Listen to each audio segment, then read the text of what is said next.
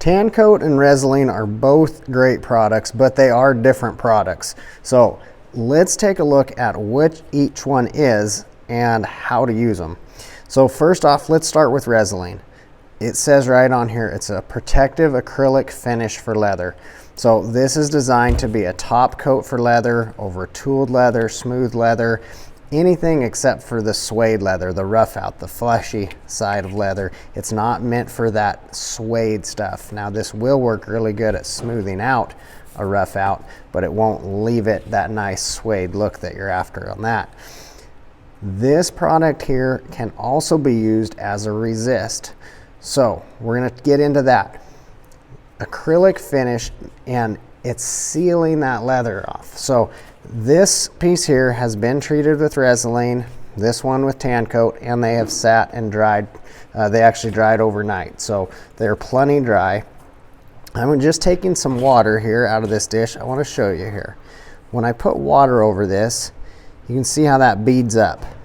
Okay, that beads up and is resistant to anything penetrating through there. Now if we leave it sit on there long enough, yes, it will make its way through. It's not completely waterproof, but it is resistant. Now let's look at Tan-Kote. When I put some water on that one, you can already see that absorbing in. It's not beating up on there. It does a little bit, and I can still wipe some off, but you can see the color change there. You see that that has absorbed water right through that finish.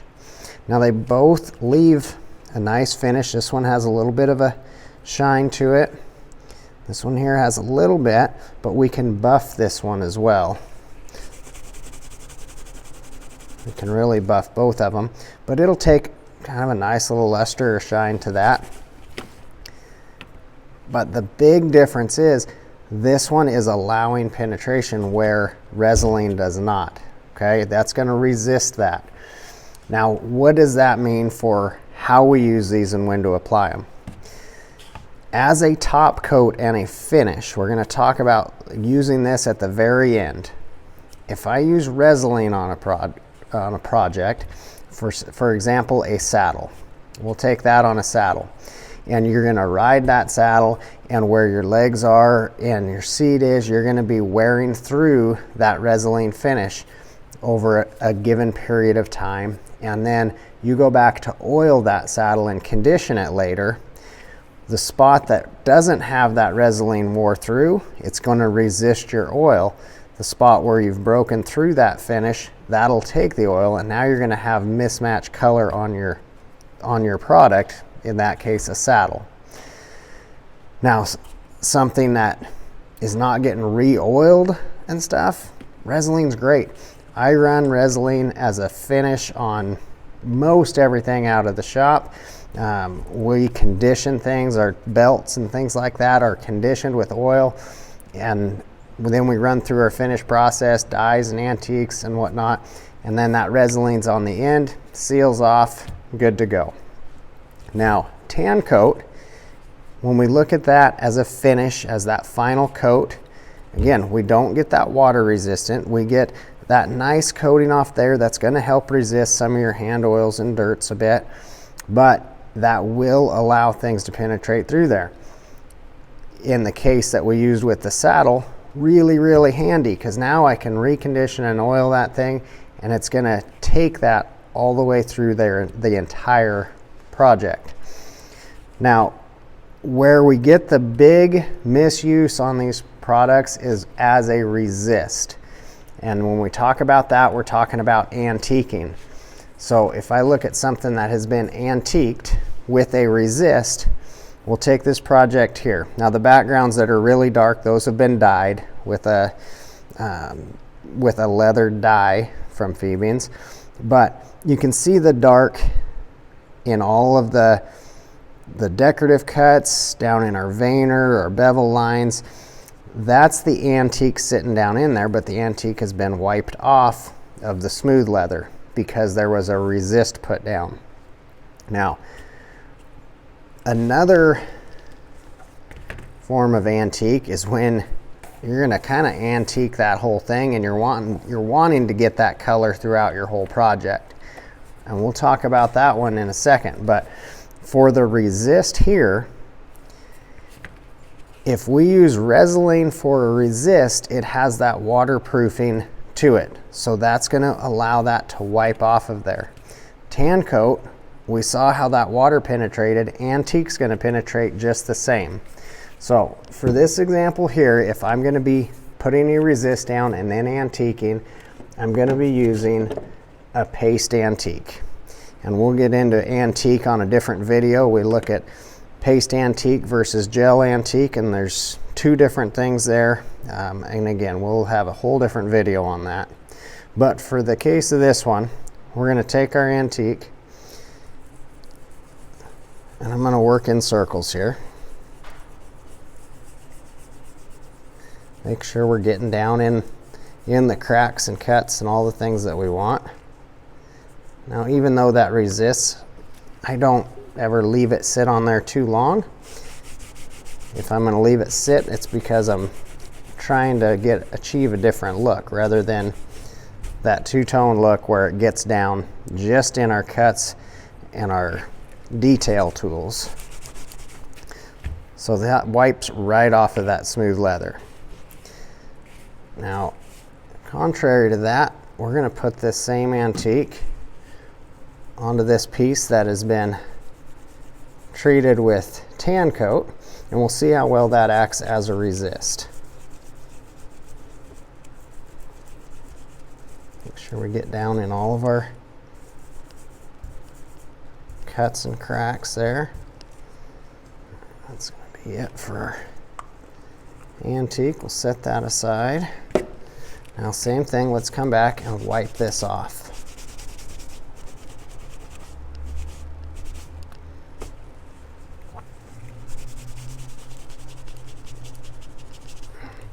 All right, now with that wiped off, and we wiped it off really quick, we can see how that's allowed that to penetrate through and get a bit of that color to go into that leather.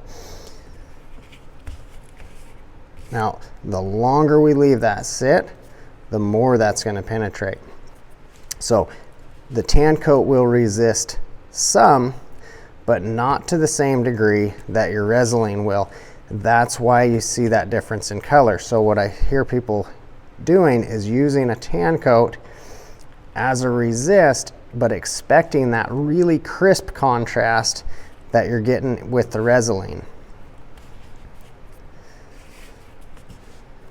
And again, I am going to pull out the antique again just to show without anything as a resist what that looks like. So this piece has not been treated with any sort of resist. And we're going to do the same thing. We're not going to leave that sit on there for an extended period of time. We'll just come back and wipe that right off.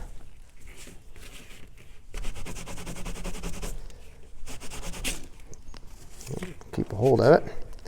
All right. So you can see that that one soaks up that color a whole lot more.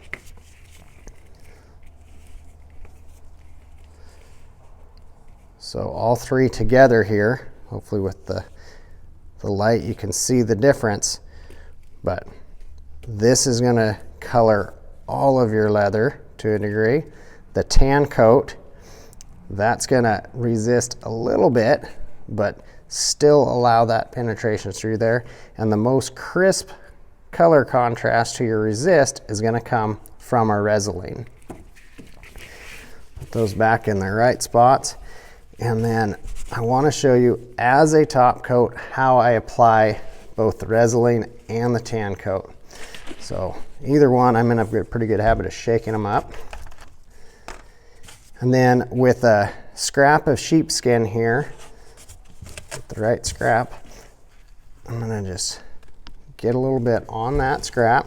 And I'll always work in circles when I'm putting any kind of a finish down. It helps avoid streaks, in my opinion. But now with a little blue paper towel, I'm just going to wipe right off the top, and that helps pull any of that extra antique that was sitting on top there. Now let's come back with our Tan-Kote. Same thing, I'm going to give that a shake. We'll get a different piece of sheepskin there, and we're going to put that on. Same thing, I work in my circles, and then we'll wipe that off. And that'll still pull some of that antique out, but you'll notice a lot of that has gone and absorbed down in there. Now we start seeing a little even more of that difference in color there.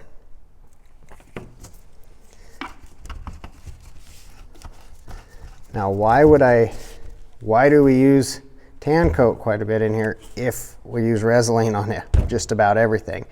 When I use Tan-Kote, I use that in conjunction with the gel antique. If you look right on the bottle here on Tan-Kote, it tells you use to thin Phoebe's antique finish. So you can mix this Tan-Kote either with a paste or use it over top of the gel. And when we put that on, that Tan-Kote's going to even that gel up a lot more to avoid streaks. And that's where this one was finished with the gel antique and the Tan-Kote over top of that, and it helps even that up so you're not getting it blotchy. We can get into that more on an antique video where we compare the paste antique to the gel antique. But that is my two applications for the Tan-Kote and the Resolene. And the biggest difference being that Resolene is going to actually resist, put that finish on there and not allow the penetration through there, where Tan-Kote is going to allow things to still get through that. It is not a complete seal on there.